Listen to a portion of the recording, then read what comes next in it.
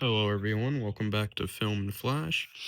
Today we're reviewing the Ansco Panda. Now this is an extremely simple camera. It is made from 1939 to the mid-1950s. It's extremely lightweight. I would assume it weighs a couple ounces at the most. It's made of Bakelite, which is basically a plastic, to be 100% honest. Only has one shutter speed, which you actuate by the shutter lever right here. And it does not have a bulb mode that I've been able to locate. It has a little strap right here, just braided. Nothing fancy. It's a TLR, twin lens reflex. You just look through here to frame your shot. No aperture adjustment, no focus adjustment. To open the camera, you simply just rotate this way, I believe, and then just opens right up like that. I found pulling on this is easier. Now, you may notice it only winds one way. That's because the film is designed so that once you run out of film, it automatically uh, winds it all the way back. It's neat, you know. It's kind of like starting at the last picture and going backwards.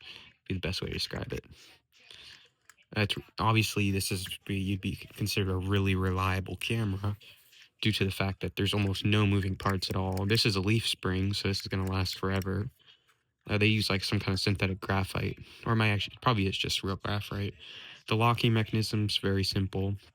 In my opinion, this camera probably cost like less than $1 to make. I mean, back then it was definitely less than $1. I wonder how much it cost back then. Could be something we could look up real quick. I have a few questions about it. I honestly kind of want to look up like the weight, the shutter speed, which probably 1/25 of a second is usually what those are.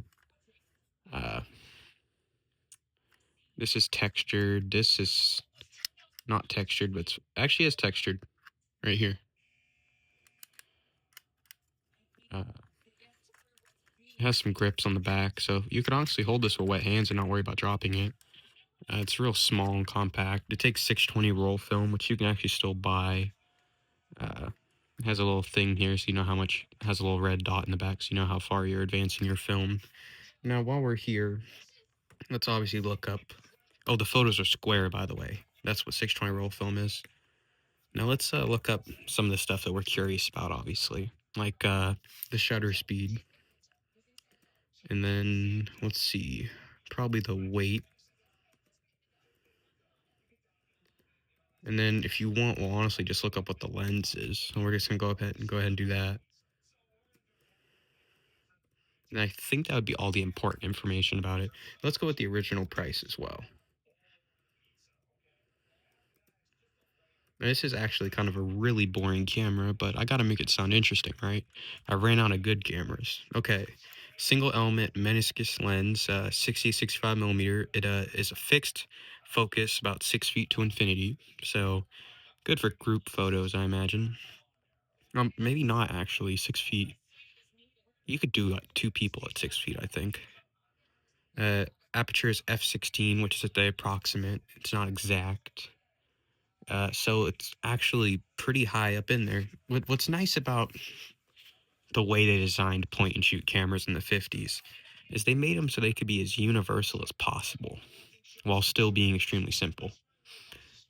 So like they would choose a very all around settings, like a very universal shutter speed and focus and aperture. So you can kind of use it for, I guess, every general purpose. Obviously not good for creative photography. It is a leaf shutter, like I said. It's a simple rotary. It is 1/30 of a second, so I was very close. 1/25 was a guess, but it was 1/30 of a second. That's usually what they're around. Weight is 10 ounces, so a little bit heavier than I thought, actually, but still extremely light. Like, I don't even know why it has a strap. Like, if you need to carry this around your neck, you're weak. Obviously, you want to have, unless you want to have, like, freedom for your hands. And obviously, it's not going to hurt your neck. You could probably forget about this if you had it around your neck. So its typical original retail price was $325 to $350. Now, here's something that's neat. Obviously, you could say inflation, but $70 to $75 is the equivalent of $325 to $350 today. you would actually pay $70 for this. Like, somebody would buy this for $70 back then, which is insane because by today's standards, this is like a $5 camera you buy at the drugstore. But hell, even today's cameras are actually better than drugstore cameras. They have built-in flashes. They tell you how many shots you have left, but it just shows how far technologies came along. Now, I imagine the reason it costs so much is because, well, photography was still, you wouldn't say a relatively new concept, but hadn't been around that long. These were just starting to become a thing. The idea of portable photography first came around in the early 1900s. So, like, around, what would you say? I would say common 1930, but they were becoming a thing from 1910 to 1920. And then I'd say by 1940, they were relatively commonplace. But in my opinion, 50s is when they saw a huge surge of these kind of cameras. But it was marketed as a kid's beginner's camera, inexpensive and fun. So that was inexpensive back then. But, obviously, like, new things cost more. Like, how Teslas are considered expensive today. 100 years from now, Teslas are probably going to be seen as like this, cheap and outdated. But to be fair, maybe Bakelite was expensive back then. I don't know. I'm just saying that. So the value for these, they typically go from about $20 to $70 today, which is insane. I'd say it's $5 at the most. I think I paid $2 for this one, maybe $1. Might have been actually $1. I don't remember.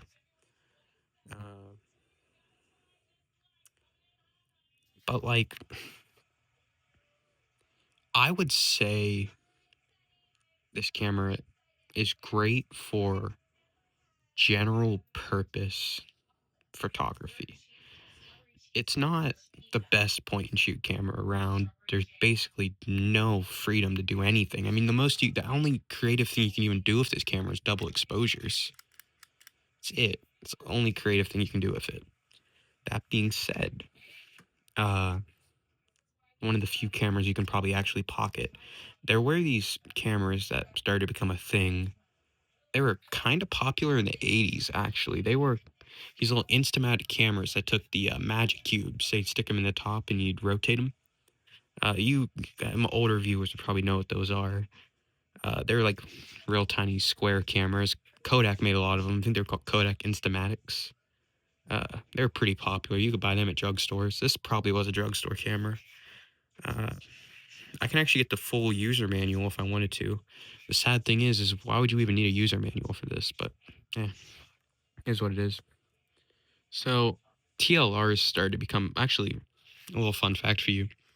Back then, all the cameras were TLRs. Like, the first box camera, well, actually, I think all box cameras, if I'm not mistaken, are TLRs.